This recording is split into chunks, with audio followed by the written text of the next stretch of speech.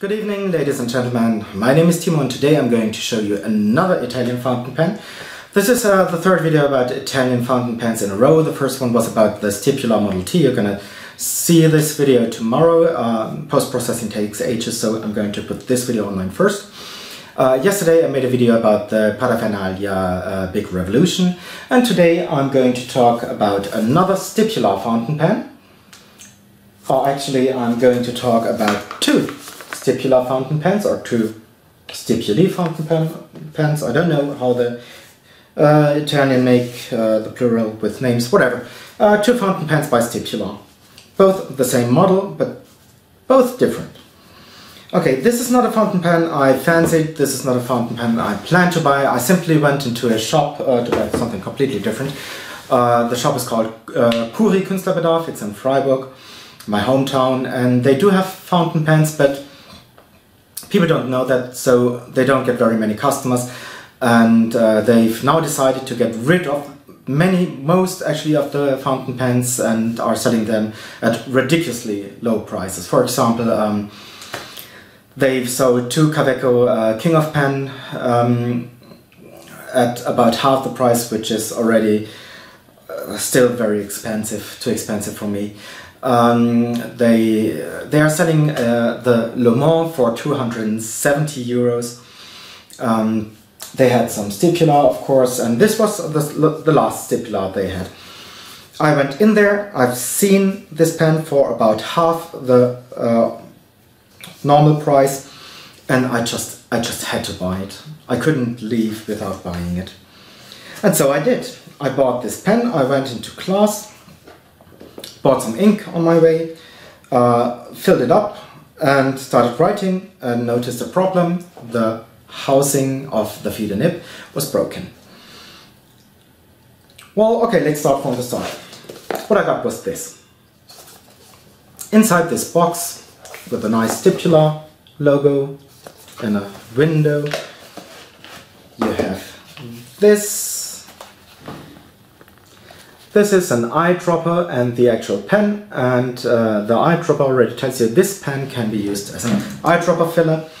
But if you take this out underneath, you will find a cartridge, which means this pen can also be used as a cartridge filler. And there's also a user guide, or use guide it says here, whatever. That's pretty much it. The cartridge, I hope you can see that, is almost empty. Maybe there's still a third or a fourth of the ink still in there. This fountain pen has been sitting on a shelf for ages, I'm pretty sure about that. It also is an old model. Well, I'm just going to show you why. Okay, no, first, I got this fountain pen. Actually, I didn't. I got one that is exactly like this one, but the housing here of the feeder nib was broken, and I had to give it back, return it, and I had to wait a couple of weeks till I got another one. And the reason why I'm telling you this is because I want you to know that I had three of these Passaporto fountain pens, and all three fountain pens had the same problem. Okay, let's start with the nice stuff. Okay, this is the Stipula Passaporto. It is very, very, very tiny fountain pen, maybe a little bit longer or maybe not than my middle finger. It has chrome hardware, the Stipula leaf glued there with black glue that looks kind of funny to some people. You can use this, as I said before, as an eyedropper filler. The ink I'm using here is GvFC Bleu Pervenche. I'm not using this ink because I like it, not because I like the color when writing, but because I like the color when it swooshes around in this barrel. It's really fantastic. I could look at this all day long. It's really, really nice. Okay, how can you write with such a tiny pen? Well, actually you can't unless you post it. It is just too short. Look at this. It's really, really ridiculous. You have to post this fountain pen. This is a bit difficult because if you post it most of the time, something like that happens. You see there's an angle It's not a straight line, and you can do this a couple of times until you finally get the right angle. And even doing the trick with turning the cap until you hear the click. Wait, once again, until you hear the click, and then turn it the right way. It doesn't always work, but it works most of the time. So let me show you the Stipula logo here. You can hardly read it. Okay, so far so good. A nice pen. The nib, I should really show you the nib. And the first one I got had misaligned tines, which was, well, not much of a problem. I bought it on my way to class, and in the classroom I always have my loop with me. I fixed it. It took me about 5 minutes, and after those 5 minutes the pen wrote decently. Actually, it wrote very nicely, and I liked it a lot. Unfortunately, I had to return it, and I got this one as a replacement a couple of weeks later. And this one, as nice as it looks, even though you cannot never align the Stipula leaf with the nib. For those of you who care, I don't. I think this is actually pretty perfect the way it is. Because, you know, when you hold the pen like you would normally do to write, you can always see the leaf, because it's not right here where it should be according to some people, but it's there where, well, where you can always see it. Okay, I forgot where I was. Anyway, I got this one as a replacement, and the problem was the tine slit. You know, this slit between the tines here was too narrow. I was not able to write with this pen. It just didn't write. I had to align the tines first, and not only align them, I had to get them further away from the feet, because the tines were too close together, and they were too close, really pressing onto the feet, actually, which is not a good thing. So fixing this took me about 30 minutes, which is a very long time. It usually takes me less than 10 minutes. I'm a perfectionist. I use a 30 times loop, and I check with my 60 times microscope. I'm really a perfectionist when it comes to tine alignment. Anyway, it took me 30 minutes until I got what I wanted, and that just should not be. On the other hand, I got rewarded with a very, very nice nib, because now this is a very, very nice writer. I did not have to smooth this nib. I did not have to put it onto, I always keep forgetting the micro mesh it's called. It's perfectly fine, it's smooth, but just the alignment was horrible. The tines were too close together. There was no light between the tines coming through. There still isn't actually. Watch Stephen Brown's videos. He always tells you that there should be just the slightest amount of light be visible between the tines. And this is not happening here, but this is the way I want it, and I'm going to show you why in the writing sample. Okay, nice pen, beautiful pen, good writer. Took a lot of work. Unfortunately, that's the bad thing about it. But apart from that, it's a great, fantastic pen. The only thing I didn't like is when writing with it for the first time, I thought, oh, this just ought to be a stop nib. This is a medium nib is just a bit too boring for this kind of fountain pen. This should be a stop nib. And then a couple of weeks later, I wanted to buy a Stipula Model T. And I found Giardino Italiano online, and they had this offer.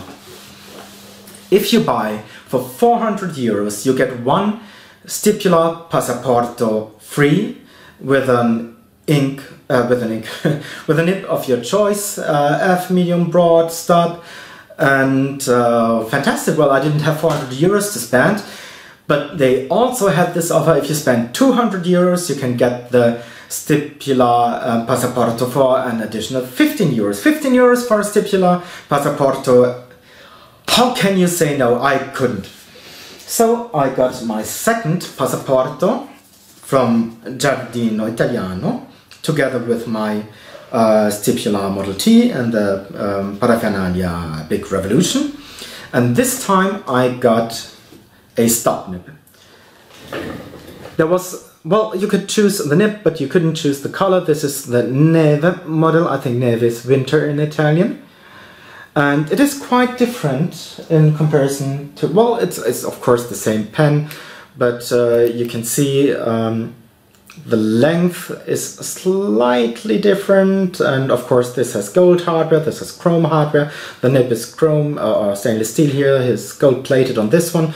The biggest difference is the end of the barrel. As you can see, this one has a thread, this one has no thread, and it's absolutely not necessary to have one, because you can simply take the cap, put it onto the end of the pen, and it posts very, very, very securely. You can't really get this off without using force.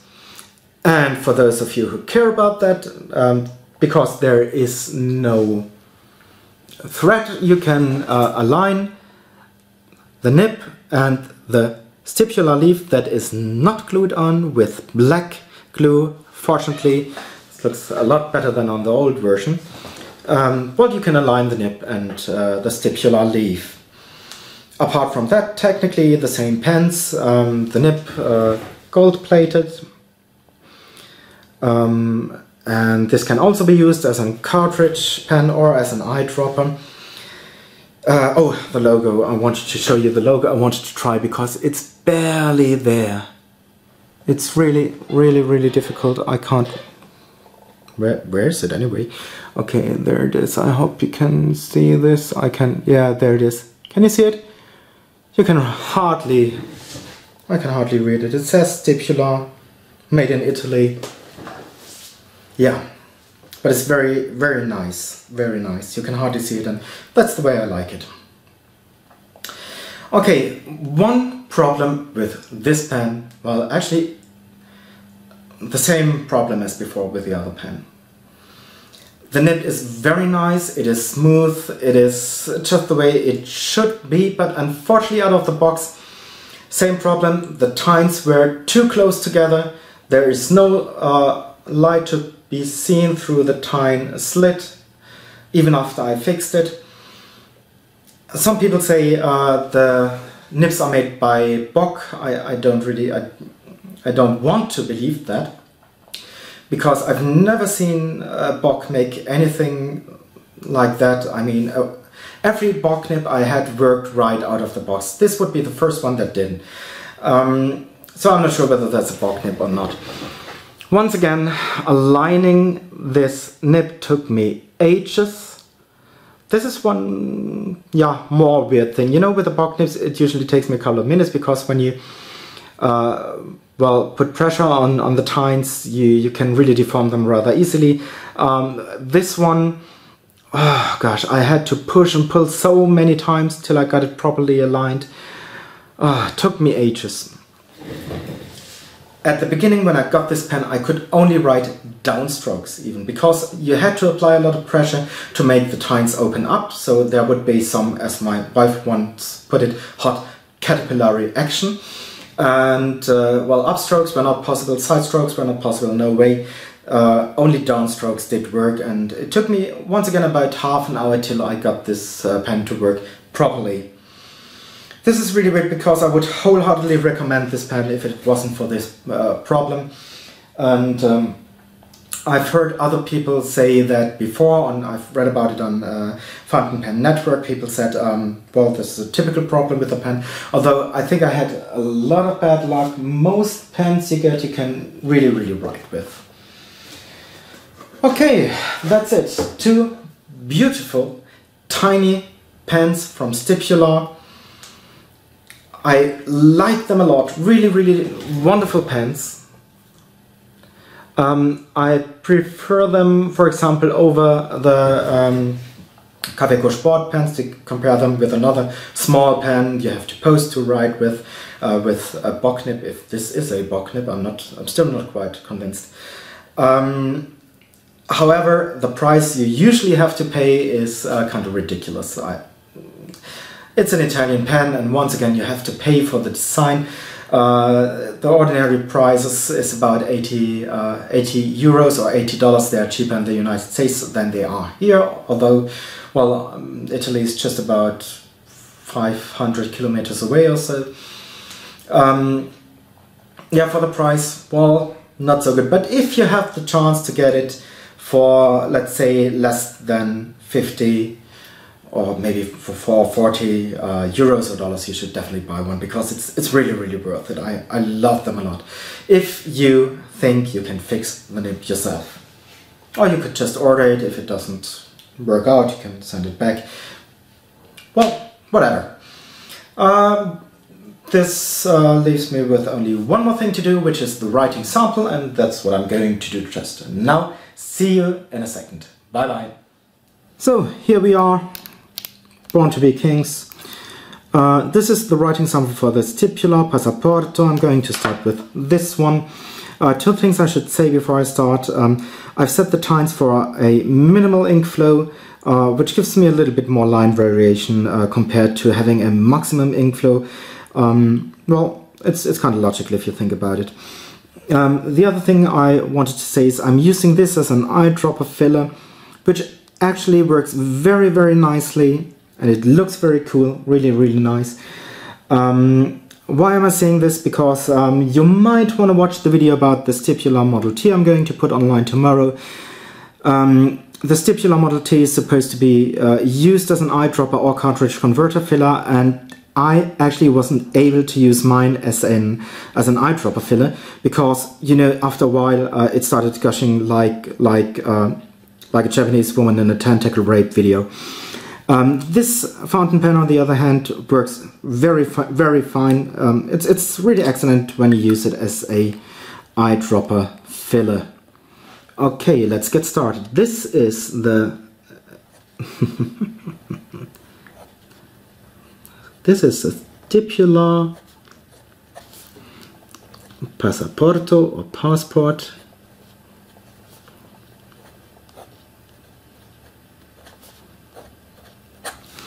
The ink is GvFC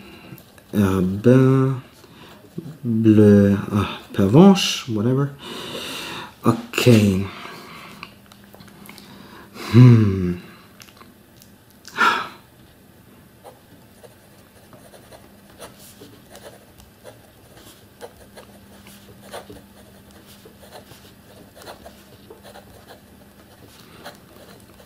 I'm kind of having a heavy hand today.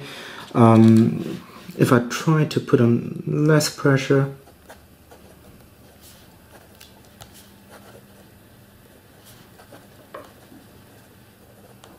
you can see the line is rather thin. This is a thin to medium line, actually medium, thin, fine to medium line somehow. With a little bit more pressure. I have a heavy hand today. If you put no pressure there, this is extra fine to fine, well, maybe a true fine line, maybe a bit thinner. Of course, there is a tiny bit of line variation. This is a rather rigid steel nib, but nevertheless, it allows, especially the way I set it, it allows for some line variation, as you can tell when I do this. Pretty nice, isn't it? Okay, wetness, once again, with no pressure. This pen is, the paper is Rhodia, by the way. Really, this is no pressure. 3, 2, 1, rather dry. With normal pressure to, well, normal to a heavy hand pressure. 3, 2, 1, reasonable.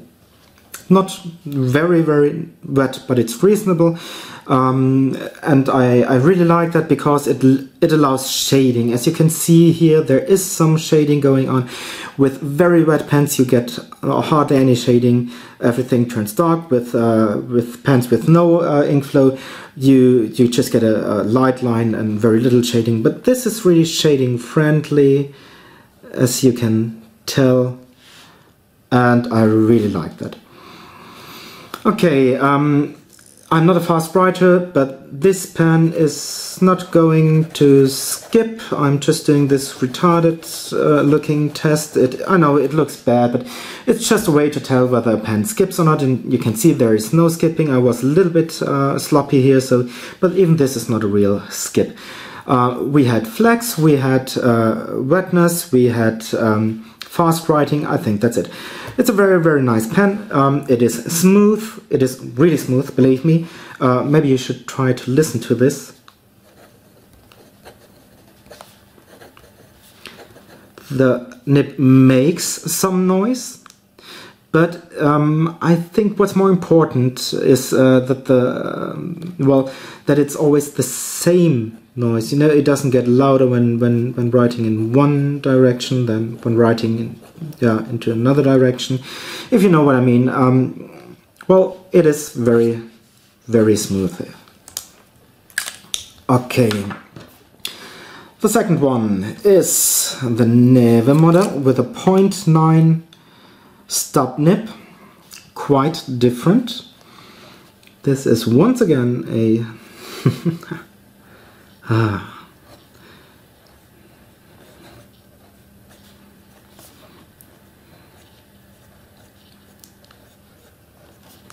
once again, this is set for minimum flow.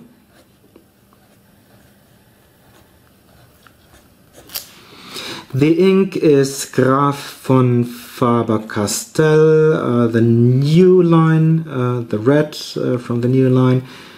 Oh, I got red. And I don't really like it that much. It's a cartridge. I wanted to test this ink, so I used this one.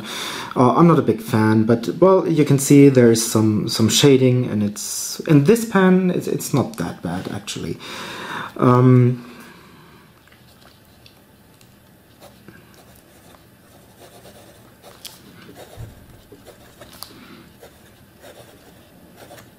Oh gosh, I wish I could write. I really like stub nibs, especially because they give some natural line variation. This is using no pressure at all, and you can see, of course, because of the shape of the nib, because it is a stub, it has very, very thin horizontal lines and a lot thicker vertical lines. Okay, with absolutely no pressure. Well, okay. However, when you put a little bit of pressure on this nib, it does open up, as you can tell, and you can even get a little bit more line variation. Well, this is with no pressure, and this is with pressure on the downstrokes, and you can see there's a lot of line variation going on here. And this is why I really like this pen. Oh, it's really a joy to write with this nib.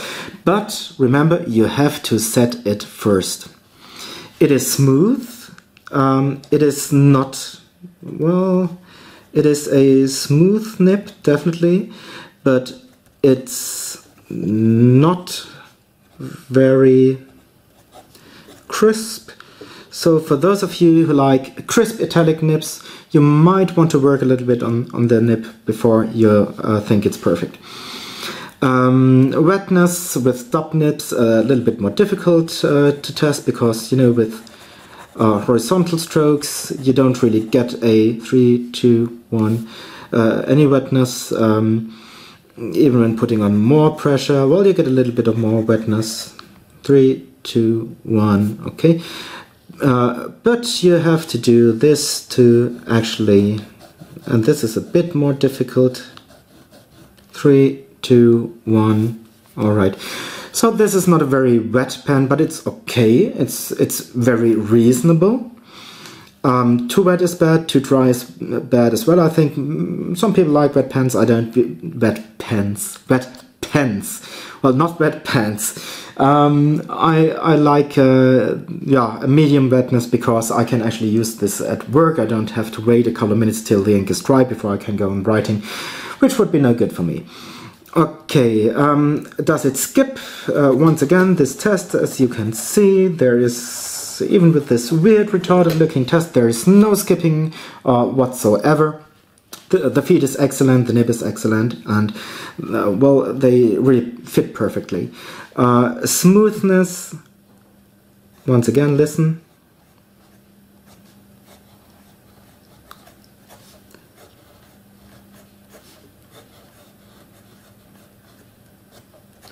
I just noticed this is on the edge of singing. This is almost a singing nib.